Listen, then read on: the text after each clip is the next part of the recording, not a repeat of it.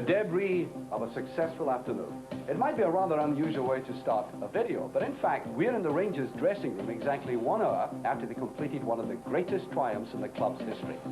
Because on Saturday, the 11th of May, they went out to face Aberdeen, and Rangers needed to win 2 points to get the championship. And they were facing adversity, some of the key players sitting in the stand watching the game. And during that 90 minutes, they actually had 2 players stretchered off, but they rose triumphantly to the occasion. And that's the evidence of it, the League Championship trophy. Now, you don't win this piece of silverware by merely playing well over 1 game. It started with the entire season, and it's that we now wish to reflect.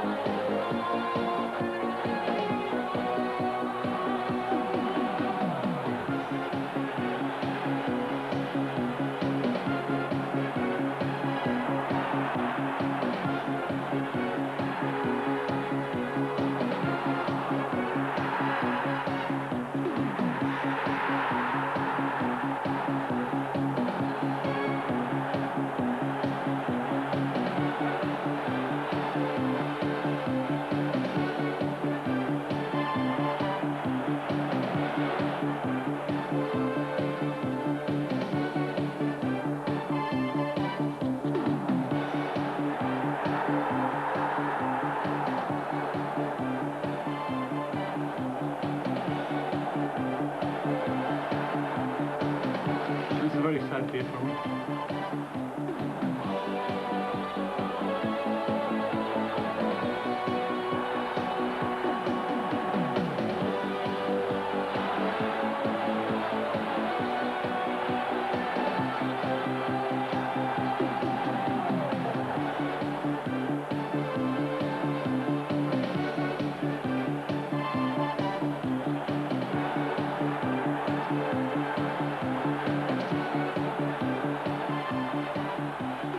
The raising of the league flag has always been considered the top priority at Ibrox, so they brought in new faces at the start of the season, like Mark Hateley, who cost $1 million from Monaco. Peter Hoostra came from 20 Enschede for $300,000. And to add steel to midfield, Terry Hullock arrived from Millwall, again for £300,000. And Oleg Kuznetsov had already been booked by Rangers from Dynamo Kiev for $1.2 million in July, but didn't arrive until October. From the opening game against Dunfermline, it was clear Rangers were confident they could retain their title. Brown pushing up on the left to take the pass from Spackman. That's towards Hateley. The opener for Rangers. Just 10 minutes on the clock. And any lingering doubts among the Rangers fans about Mark Hateley quickly dispelled. Got in by Cosma. Helped on there by Butcher as far as Paul Smith. Ricochet there, turned in by McCall, and Dunfermline are back on level terms. Take on Wilson. Great cross for Johnson. The goal which has been threatened throughout the second half is delivered by Maurice Johnson. So the striking partnership pays off again for Rangers. Walter again trying to test Tom Wilson, this time going inside, but down from the rear, and that is a penalty kick.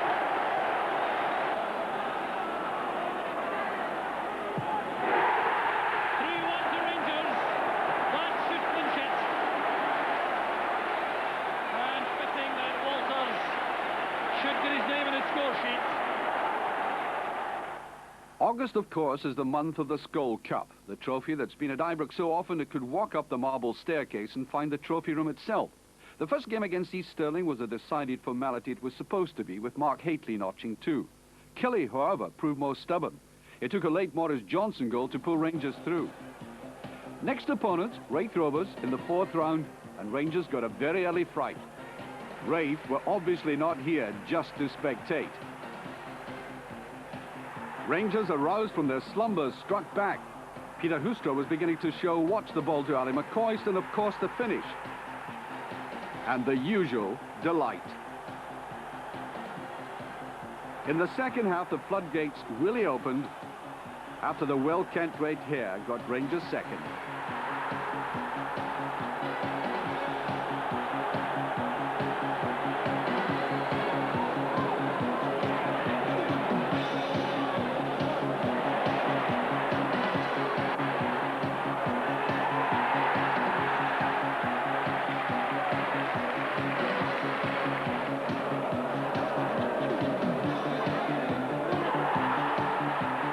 Butcher's embarrassment was short-lived. If you've got to come back from an own goal, this is perhaps the best way to do it. He had salvaged himself in the space of a couple of minutes. Terry, though, was still struggling to find his true form after a hectic World Cup. An injury had taken toll of his fitness.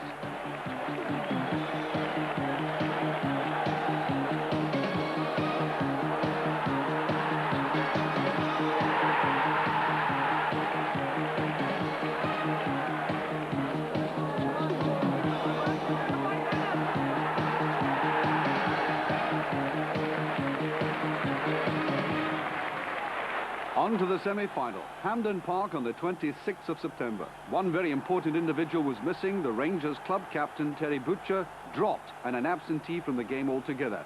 But there was still plenty of international class to catch the eye.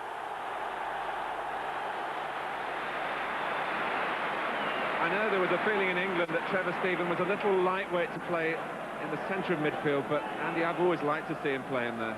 Yes, and he's always felt that eventually that would be his best position. I know a lot of people down south watching tonight, many Everton supporters will find it strange to see him in that position.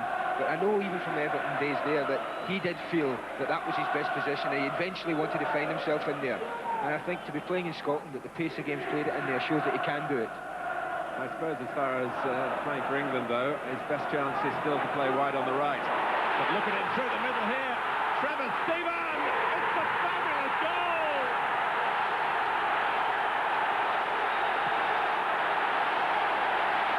And that gives him all the evidence he needs to say, play me there. That's what I can do for you.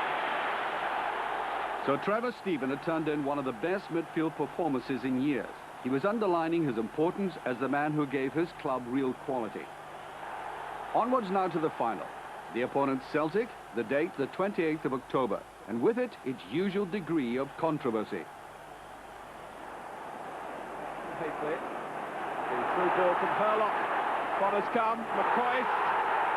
Oh, and the referee rules that that's a dive.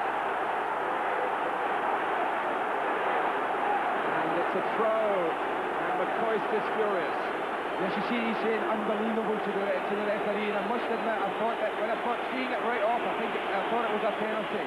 Collins to take the corner.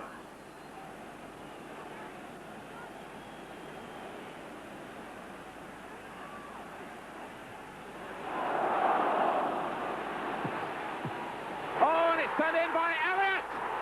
Celtic have scored.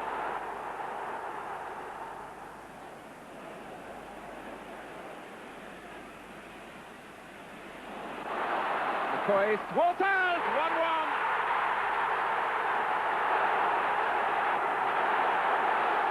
Absolutely no chance for Bonner. It's a good little move, and for once, Mark Haley gets down, finds Ellie McCoist. Mark Walters punishes them badly for some slack marking and buries it right in the corner. Yet again, the final was to go into extra time. Rangers had pulled themselves back into contention. They'd already been through this in their famous final with Aberdeen in 1987, and Celtic had endured the agonies of extra time and penalties in the Scottish Cup final. The strain was telling, and the Rangers' defence, especially Woods, had to be in fine form. Jekanovski. What a wonderful save by Woods. Some clever contributions. experience. Oh, and is it in? It is!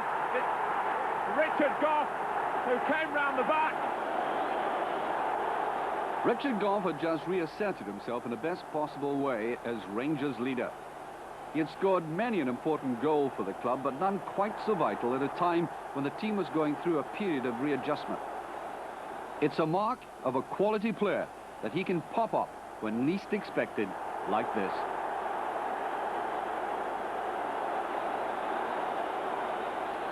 Come on, he said. And he set the example. The Rangers have won. Richard Gough has done it.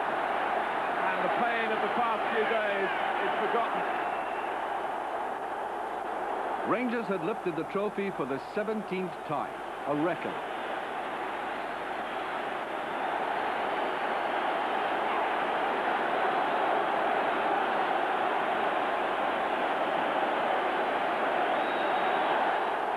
The triumph was also a reflection of the strength and resilience of the Rangers pool. You could certainly sense that the captaincy of the club was something Gough would not relinquish at all easily, and that he might make a habit of doing this.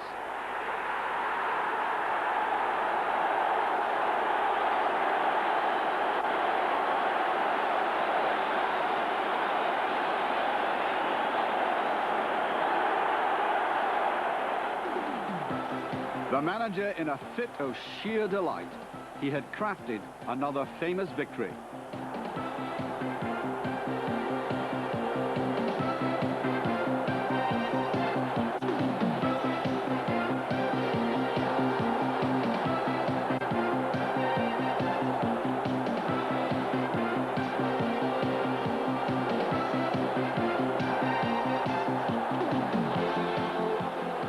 But the league was still the serious business, and an indication of Rangers' hunger for the title was to be in evidence at Tynecastle on the 8th of September. Good play by the Dutchman, and a goal for Rangers! 21 minutes gone here at Tynecastle. Marvellous play by Rangers. Peter Hoostra showing why Graham Souness splashed out £300,000. And that already looks a bargain. The man from FC 20 Enschede absolutely skimming Walter Kidd, getting the ball to McCoy, taking the return and slotting it past the diving Henry Smith. Johnston, great ball through Kelly McCoy, he's onside. McCoy must start. Number 4 for Rangers.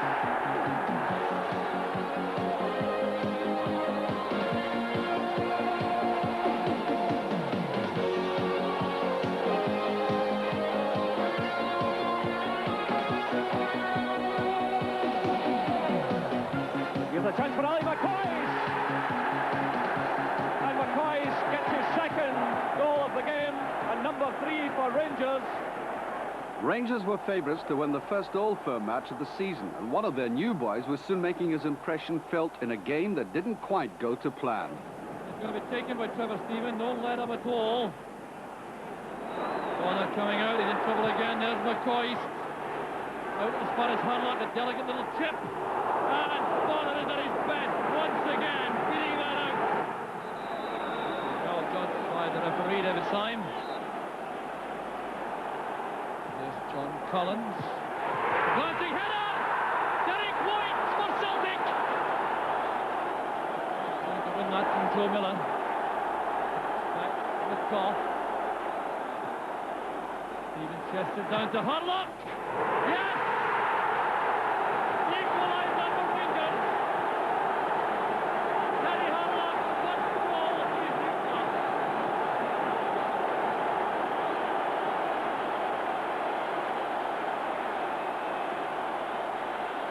It could have gone anywhere, but it went in. It definitely took a deflection and went in, but it was nice to go in. How did you feel after that? Over the moon, you know.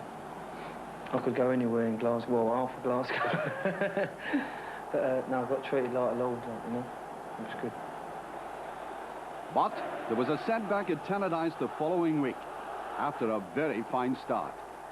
Good running by Stephen, he wasn't picked up. There's Johnston! Rangers take the lead, and the United defence is caught completely napping.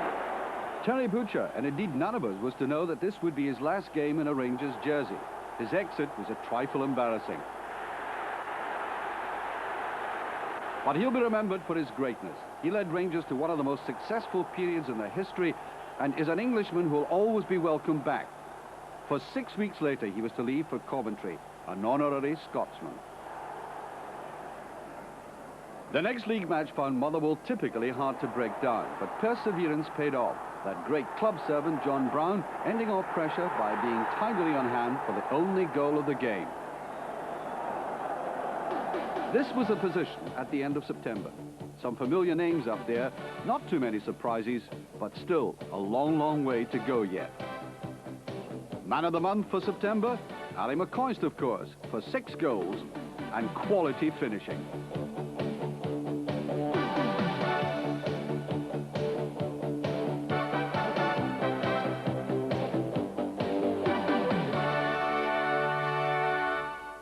Rangers Football Club have been innovative in their task of facing up to the future. That's why in the realization of the building of the new spectacular stand, which will consist of seating for another 6,000, 24 new executive boxes and new hospitality facilities, they instituted a debenture scheme and produced a video to explain the bond system, which offers a seat in the new main stand in perpetuity. A monsoon greeted the Valletta men in the European Cup's second leg, with Rangers already 4-0 up. But the foreigners were to suffer another deluge. David Dodds has wasted no time.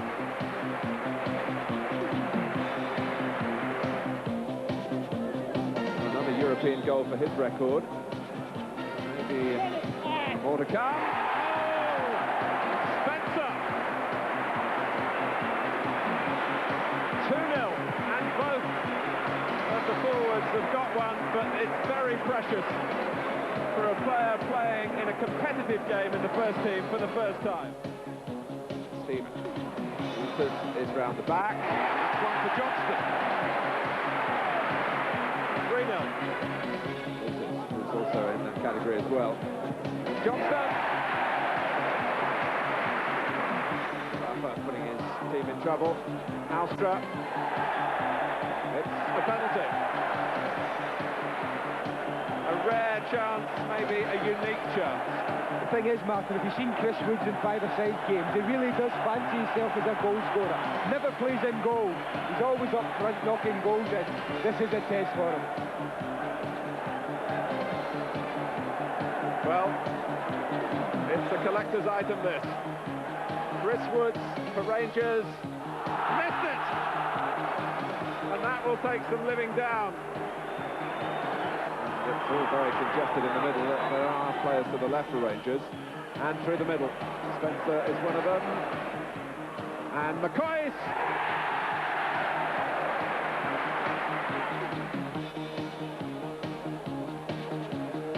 Robertson! Looking up is Maurice Johnston for a hat-trick. He's got... And then, at last, he came. Oleg Kuznetsov entered the Blue Room at Ibrox on the 18th of October. One of the finest defenders I've ever seen was now in the Rangers blue and made his mark immediately in his first match, the 5-0 demolition of St Mirren.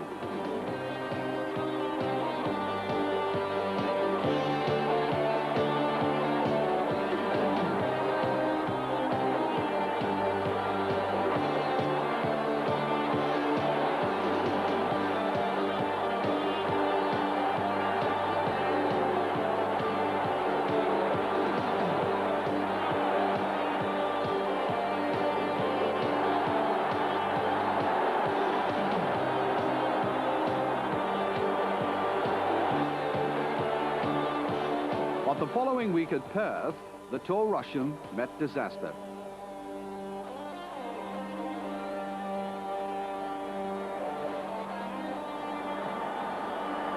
It must have been agonizing for the defender, but perhaps even as much to the management, who were to see £1.2 million of talent last only one game in 20 minutes before being out for the rest of the season.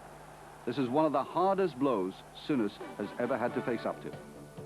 So at the end of October, Rangers were trailing the leaders Dundee United by 2 points, but with a game in hand in what looked then a very tight race. Man of the month, clearly Richard Gough for both his goal and inspiration in the Skull Cup final.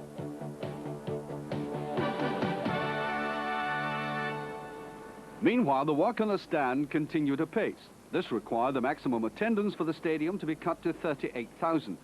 But it would give the old traditional stand an entirely updated appearance, whilst the outside of the new structure will still retain the familiar Ibrox profile. Next Hibs on November the 3rd. Rangers were now moving strongly. He did well. Stephen. It's a great cross by Stephen. And Hazley scores! Northwell's cross. Hazley again! Sheer brilliance! Walters taking on Milne.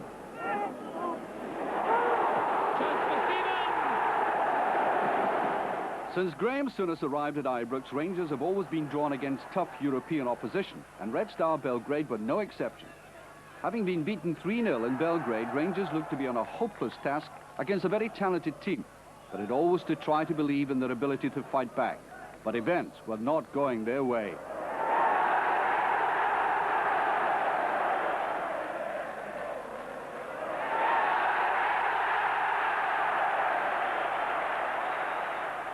Back to the league in a stunning 2-1 defeat at the hands of Dundee United, with Rangers' only consolation a superb goal by Ali McCoist. But at Fir Park a week later, Rangers redeemed themselves. A chance for Walters! Rangers pouring forward, it's Ali McCoist and Johnston! A magnificent goal! Oh, great ball through now to Gary Stevens, he must score! Oh, brilliant goal! I do obviously like to get forward. My first job is obviously to prevent the other side scoring goals. Anything else is a bonus. Gary Stevens! On to Celtic Park on the 25th of November, with Nigel Speckman captaining the side in the absence of Richard Gough. Oh, there's Boris Johnston! Opportunism at his best. John Collins. There goes Elliott! Collins, looking for Poulton, who was caught there by Harlop. The referee waves play on as Poulton lies on the floor. The Celtic bench incensed by that as McCoist is in the clear. A chance for Rangers. Here's McCoist, he must score! Rangers take the lead. Ali McCoist gets his 12th goal of the season. At the end of the month, it was now neck and neck, but Rangers' goal difference was now beginning to be significant. Celtic had now dropped out of the picture, but there was little doubt who Rangers' man of the month was: Gary Stevens. His 2 goals at Motherwell had acted like a tonic on the side.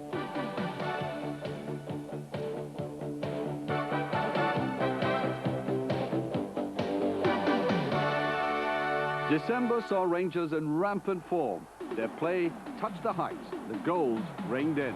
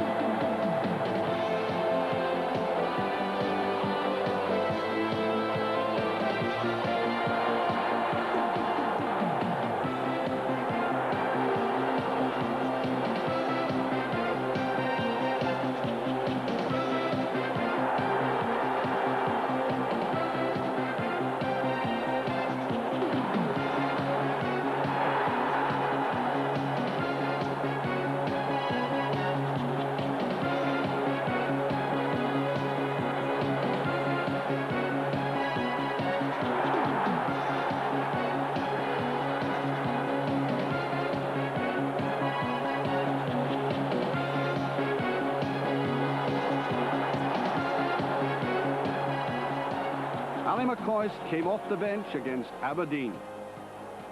And weren't Rangers fans delighting? His first expression of joy was topped up later. Ali was trying to prove his point. But Aberdeen were to fight back. Jim Baird was to have an outstanding game. His first penalty coolly taken.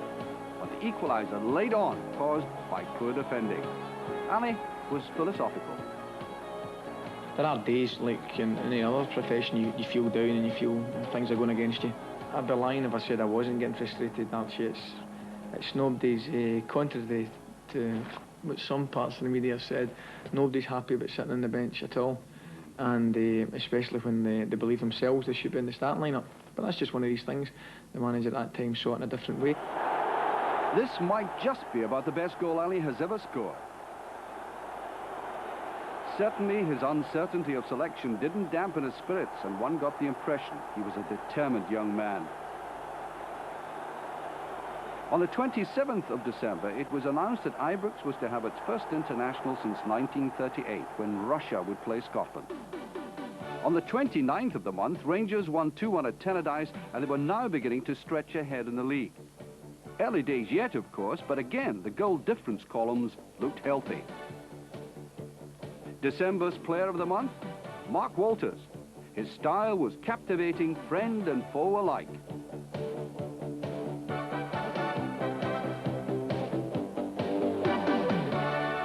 Exactly 20 years ago to the day since the Ibrox disaster, Chairman David Murray unveiled a plaque in commemoration of the dead. This touching ceremony preceded the Rangers-Celtic game, which was itself prefaced by a silence. Off goes Hateley on the run, followed by Derek White. Good tackle that by White. Well, he clearly thought the last touch was by Hateley. The linesman disagreed.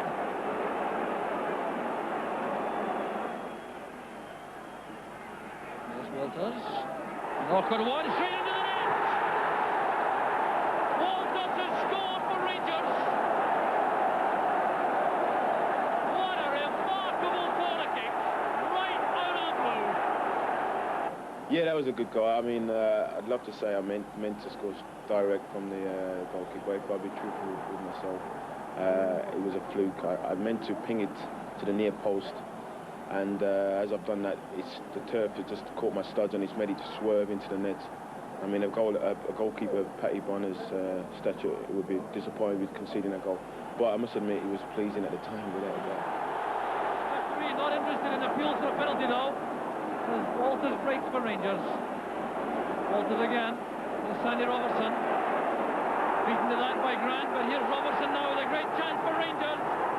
Taking on Bonner. Pulling it back for Hateley. Sandy Robertson will enjoy seeing this again. 19 years old, remember. Look at the way he took on the goalkeeper. Pulled that back into the path of Hateley with such accuracy. The 2-0 to Rangers, and Mark Hateley gets his second goal courtesy of Sandy Robertson. Then at Tynecastle on January the 5th, the sort of goal a manager dreams about. The game looked to be heading for a draw, a point down the drain, then 3 minutes to go, this amazing passing movement. They're going to be under pressure now from Rangers in these closing stages. They have the bit between their teeth. The extra man, of course. Gary Stevens left there by Walters. Hateley now to Johnston. Walters getting the ball in. It's Hateley, and Rangers have scored. One of the most pleasant moments of the season was the long-awaited comeback of Ian Durrant in the reserves. Almost 15,000 supporters turned up at a reserve match to welcome him. I don't think the crowd didn't know it was a 2 o'clock kickoff, so they sort of turned up late. And when they turned up in thousands, and I was really surprised, but I was glad to see the way they turned out. Did it give you a boost? It did at that time, because I was starting to get my first breath in the game, my first game back. And when I seen the crowds come in, it gave me an extra lift. How much do they mean to you, honestly? Well, I've been a supporter all my life now. I know what it's like, so once you play for the Rangers now, the supporters mean so much to you now, that an extra goal for you. Hopefully I'll start. In the third round of the Scottish Cup, Rangers drew Dunfermline at home. And Rangers are ahead. Looking on sharp. Looking in the cross. It's a brilliant finish. In the league in January, Rangers were stretching ahead of Aberdeen and looking in a much stronger position for the home run. Dundee United were being left well behind. Man of the month, Mark Hateley. Any goal by a striker is a good one, I suppose, but late winners have a special significance.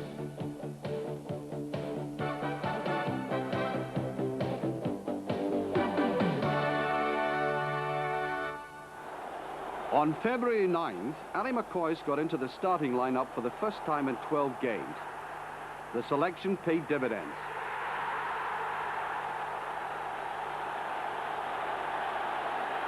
And he was in the mood the following week against Motherwell. Could have been looking for Boyd, but succeeds only in finding Stevens. Here's McCoist. That's a great effort by McCoist! Sheer genius from McCoist!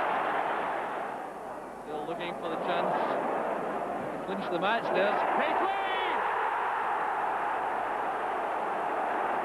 Absolutely magnificent, that finish from Hateley. Against Cowdenbeath in the next round of the Scottish Cup, Nisbet's goal was a pick in the 5-0 win. There was a big change now in the look of the league. Anybody looking at that would have imagined the title to be in the bag. Aberdeen, with a game in hand, trailing Rangers by 8 points. And United were now completely out of it.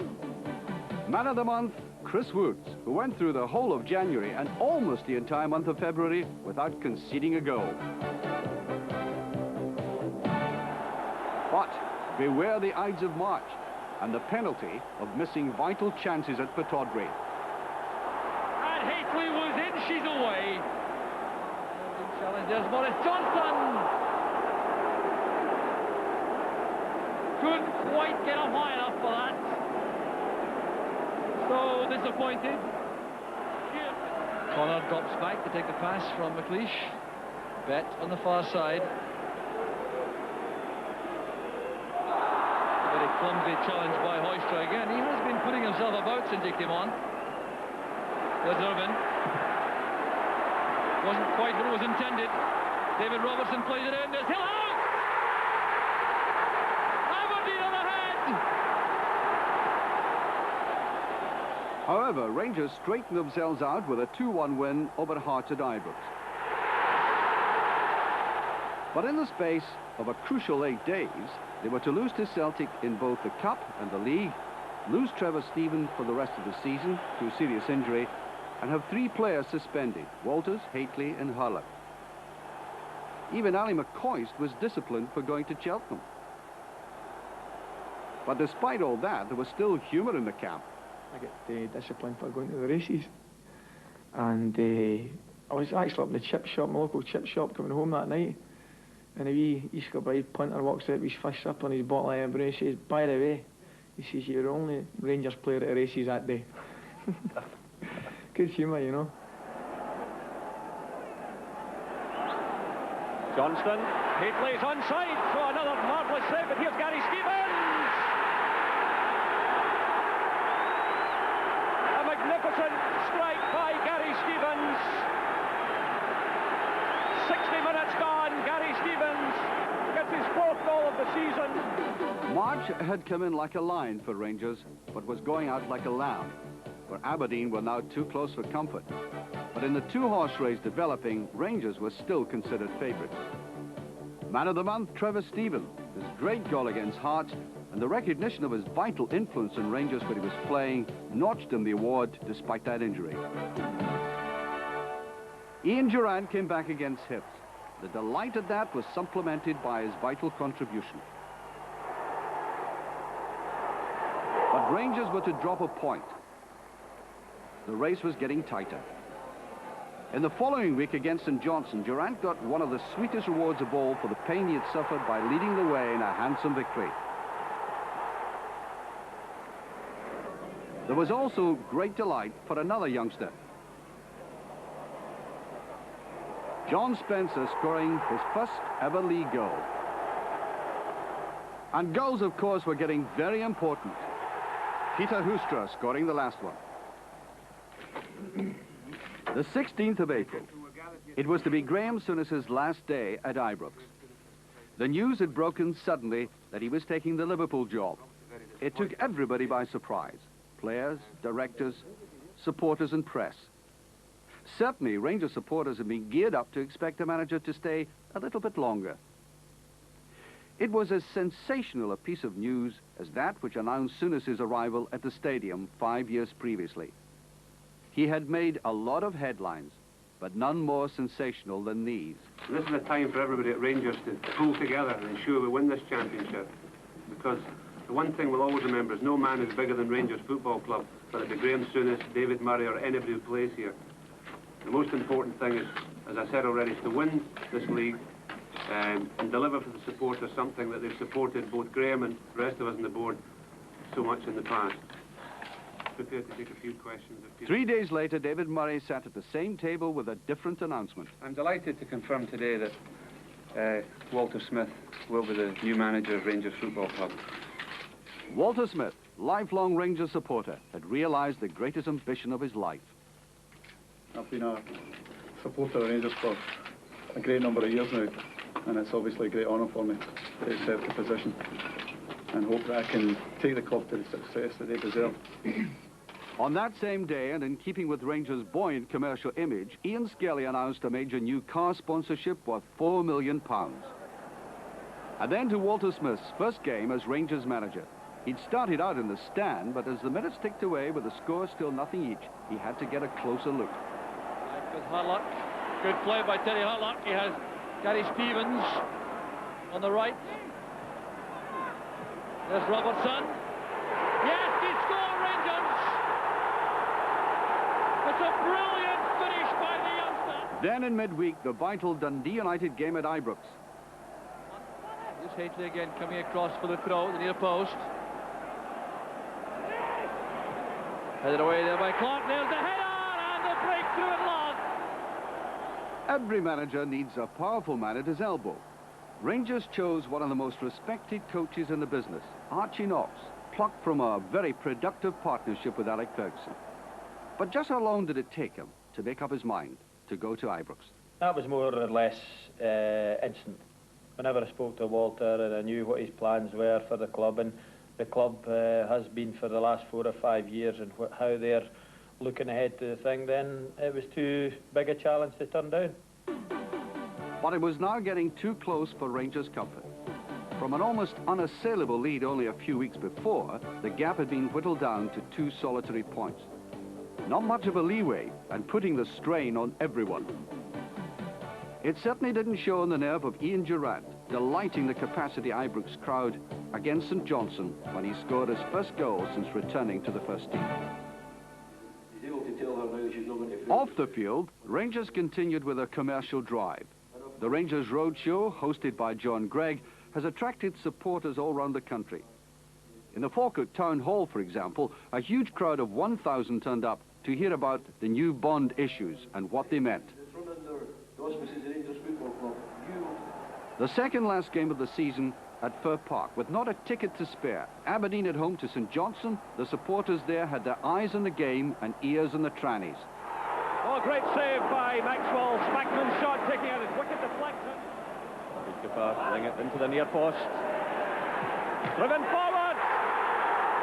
John Philliban. Walters with the corner.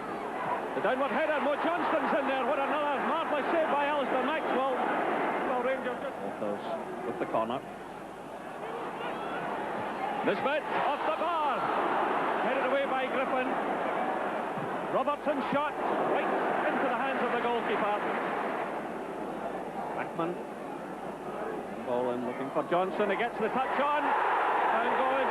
Housed by the referee awarding the penalty kick against Maxwell. Oh, and he's missed it. Well, when you lose, I think when you're at that stage of a championship, and it probably filters through to players on the pitch that Aberdeen were winning, and you're a goal down, and we'd missed a penalty kick, and making 1 or 2 tactical changes in the team, and you get players caught out of position, you lose a couple of goals in the last 4 minutes. So that was a bit tough to handle. 2-0 down, they were still in the driving seat until this happened. Here they come again. Again, Rangers stretched. It's Arnott again. Triswood's committing himself. And he scored! It's 3-0 to Motherwell. For almost the entire season, Rangers had led the field. Now, one game left, they'd been deposed. There could hardly have been such a challenge to the club in the league before. A title most people thought was in the bag months ago looked about to slip away, as Aberdeen needed only 1 point to take the flag. The last time a Scottish championship had been decided on the last day was in 1965, when Hearts played Kilmarnock at Tynecastle and the visitors took both points and a title, so anything was possible. That's why Ibrox could have been sold out 4 times over for this match. The most eagerly awaited moment in Scottish football for a very long time has arrived. The biggest showdown, perhaps in league history, with the two top sides clashing. Remember, a draw would give the title to Aberdeen. Now Spackman on the break for Rangers. Switching play to the left for Cowan. He's brought down by Van de Ven, and he will also be booked. Well, so here's John Brown with the free kick. Ryan Grant lets that run for Van de Ven. This is McKimmie. Good play from Aberdeen. Now Wright. He's pushing the ball too far ahead, allowing Cowan to make that tackle. He's a very good defender, Tom Cowan. That's why he's been preferred in the side to Chris Vinicombe, I think. Vinicombe perhaps having the edge in the attacking sense, but there's Hillhouse to Jess. Hillhouse again, well tackled by Cowan. It breaks for Van de Ven. The alley cross finds Connor on the left. Back for Jim Betts. Trying the shot on the half volley. Couldn't quite get there as early as he would have liked to take it on the full volley and keep the shot down. But it was a fine move from Aberdeen. There's Robertson. Appeared to be caught there by Johnston, yes. The heels were caught by Maurice Johnston. Well, the pitch has been very heavily watered for this afternoon's match, and it certainly has done the trick because conditions underfoot are excellent. All the players playing in their normal studs, and that's a rare treat at this stage in the season. Rangers with the advantage of the wind in the first half. Up goes Jess. Here's Robertson. Well tackled by Nisbet. Now Spackman. McKimmie reacting quickly. There's a chance for Van de Ven going through, and it's Woods on the penalty spot for the save.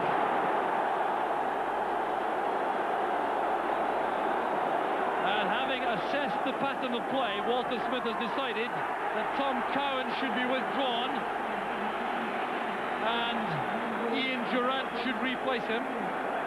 Cowan injured, unable to continue. He was taken off the field a few minutes ago. There's McKimmie playing the ball to the far side, trying to get it beyond John Brown. Here's Stephen Wright. The option provided by Van de Ven on the outside. There's Hillhouse, and the best chance of the match so far falls to Hans Hillhouse. It was just a fraction too high for the Dutchman. They played Ferguson. It goes to Stevens. Always wants to check onto his right foot, though, Gary Stevens. Interception made by Wright. Here's Ferguson. Hustled all the way by Grant. Kimmie's clearance. Walters wants to bring the ball down and take on Wright. Going for the early cross. There's Hayplay. It's a magnificent goal for Rangers.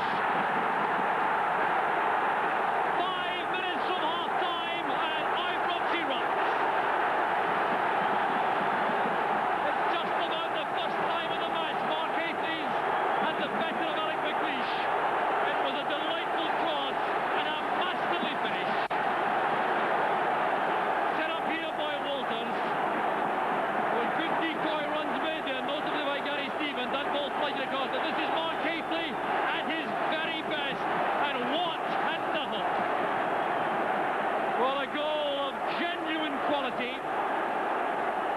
Rangers now go back into the championship driving seat. Last attack of the first half. What a moment it would be if Aberdeen could equalise. Played in by Betts, headed out by Brown. Here's McKimmie.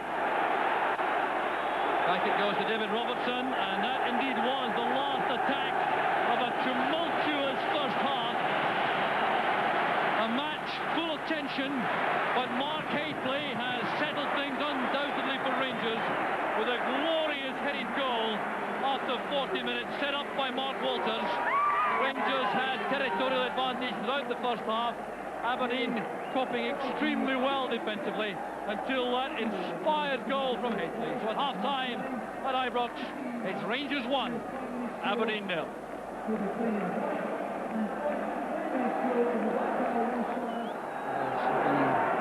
Final 45 minutes of the league season starts, and there could still be immense drama to come. If the score stays the same, remember, Rangers are the champions, so Aberdeen require a score if they have to retain any chance at all. Connor impeded there by Nisbet. Referee Brian McGinley goes trotting across to the Rangers defender. He has a word with him at long range. Free kick's already taken. Aberdeen starting with some purpose. The tackle came from Harlock and Vett. Vett wasn't entirely happy with the quality of the pass. This is Johnston. They had to come back to remain onside. Connor wins it for Aberdeen. There's no free kick. Johnston took a knock there. Going to catch an arm in the face. Push forward. Touched on by Hillhouse. There's Harlock. Long chase on. McKimmie nods it back. Good defending there by McKimmie. Despite the attentions of Hateley, he kept his eye on the ball. A foul's been given to Aberdeen for the challenge by Hateley.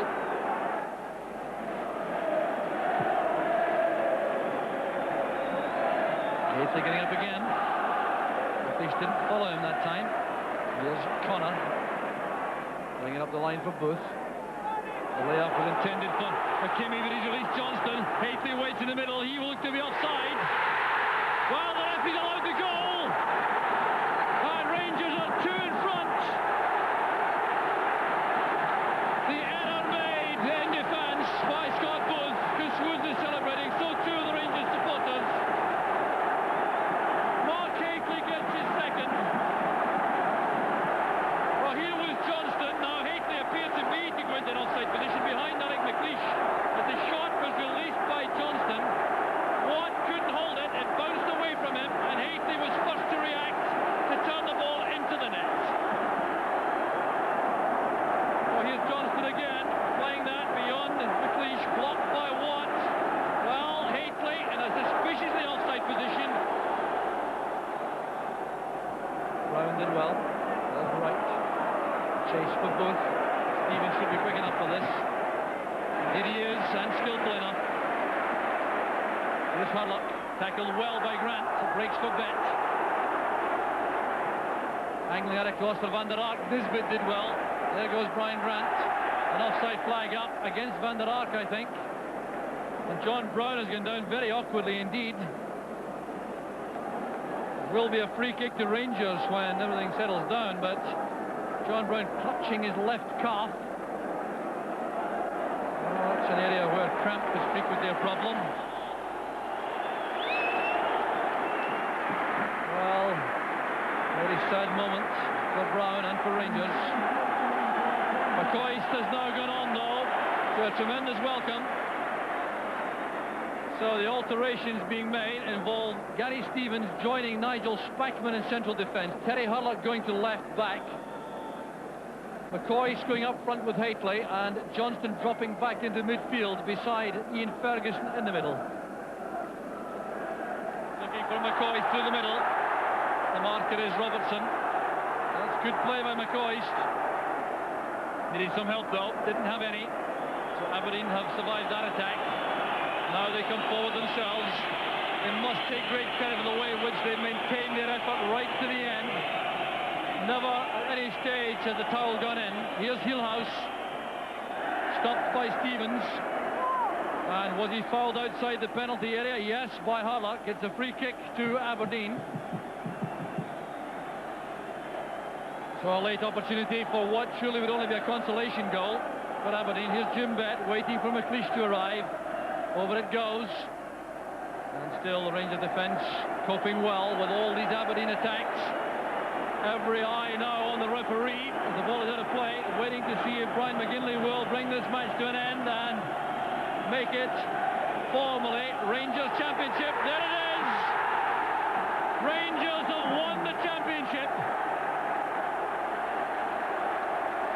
So Rangers have won the championship thanks to 2 goals from Mark Hateley. One 5 minutes before half-time, a header from the Walters cross, and then 10 minutes into the second half, Michael Watt couldn't hold a shot from Maurice Johnston, and Mark Hateley made it 2. Aberdeen then had no answer. They battled all the way to the end.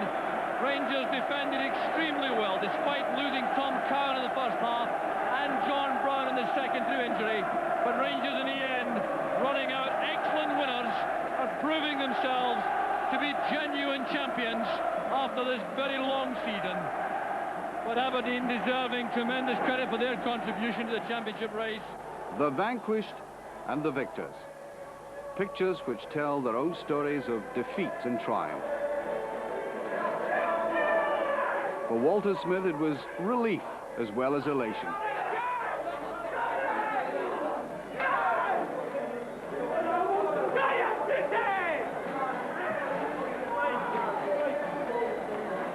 Pent-up emotion is hard to keep to yourself.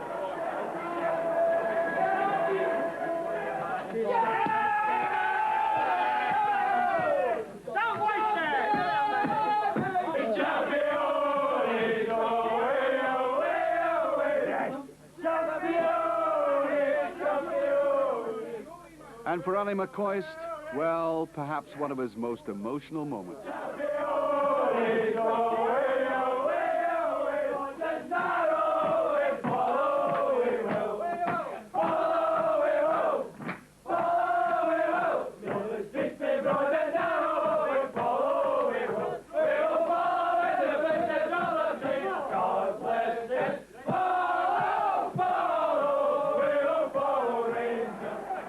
For the 3rd year in a row, Rangers had won the championship. The crowd awaited the victors for what had been the closest and hardest fought campaign of them all. Now it was time to relax and enjoy the fruits of the great support they had given the team on the day of their greatest test.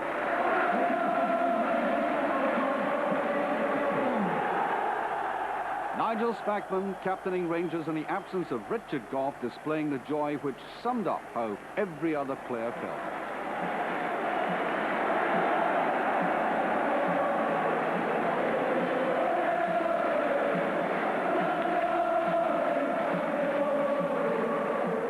But it had been a special day for a man who had to work hard to win the affection of the supporters this season. For Mark Hateley made the difference between winning and Aberdeen getting that point, with the instinct of a great striker, which he had conclusively proved he was on the day. I think all strikers dream of scoring important goals, and I think if you ask strikers, all goals are important, but especially last game of the season, needing to win. You know, scoring when we did just before half-time was an important goal for me. Well, that was a beautiful ball that was sent across for you, but nevertheless you had to still do a bit of work to get up for it. Yeah, I saw it pretty early, so I sort of took Alex in a yard and then came back a yard just to give myself half a yard, and fortunately for me, it paid off. Beat the goalkeeper. Were you surprised by the second one, you know, coming off the goalkeeper as it did? Yes, I was really, because the shot wasn't all that fierce, and he seemed to go down and have it really comfortably. Whether nerves played a part of it, or you know, the occasion got to him, I don't know. But fortunately for me, it came back and ended up in the net. Well, I mean, it was an amazing game. I wonder if you played the game before where 2 players have stretched it off, you to change the team twice, and you eventually ended up somewhere left back or something. Well, I think that sums our season up really. The amount of injuries and suspensions we've had, and it's carried right through to the last game of the season. But I think if you look today at our performance, our whole 13-man performance, you know, we all fought and got together and rallied around. In charge of a team for only 4 games, Walter Smith remained admirably cool. A good start to the new firm. Yeah, it was a terrific start. It was one that we both felt that we needed. We came and we were in a situation where we were sitting 4 games to go, and we won the first 2, and Archie arrived. We lost. Not bad way to start, Archie, is it? We had to try and overcome that, and obviously we're delighted that we won that. You've known each other for a long, long time, Archie, and that must have been one of the reasons why you came here. Yeah, probably the main reason. Difficult decision to make, you know, when you're at such a big club as Manchester United. To come here then was always going to be a difficult decision, but knowing Walter and knowing that we can definitely work together, and seeing what I've seen today then just confirms that I've done the right thing. Archie, the goals came at exactly the right time for you, didn't they? Perfect time. And a goal fit to win a championship, Mark Haley's first goal. Magnificent, great cross, and a tremendous header. And all you've got to do now, because the job is never finished, is to hold on to that next season, isn't it? I think Archie will have to hold on to it a bit longer than next season. I think we'll have to be doing this on a regular basis, and hopefully we will. They stayed on long after the final whistle. This had been as much a triumph in the stands and enclosure as on the field. This was the day the club proved it had a heart that beat in a way which united both supporters and players. It was a feature of the day which Chairman David Murray recognises as perhaps the most important of all in a long, hard haul. Well, what a season, a remarkable one. We were vulnerable, but we were never beaten. Rangers Football Club is the biggest club in Britain and one of the biggest in Europe. And I am sure, like me, we're all very proud to be associated. To be at that day is we'll remember for the rest of our lives. Remember the great experiences, the great events. You knew where you were on that day. You'll know where you were on that day when Rangers won the championship against all the odds. And everyone, both on and off the park, and our supporters, we can't thank enough. A remarkable day. But let's not look back. Let's look to the future. We have a new management team at Ibrox. I'm sure there'll be new players on the park, and I know you'll be there to support the club as we go on to retain our championship and once and for all make our mark in Europe. We're all high at Ibrox, and I'm sure when the season starts, we'll all be there together rooting for the boys. The new stand's going, sponsors, season tickets, everyone's behind the club. But we thank you, a special word of tribute to you, the fans. You've been remarkable. You've been behind us. You've been the inspiration. Thanks very much.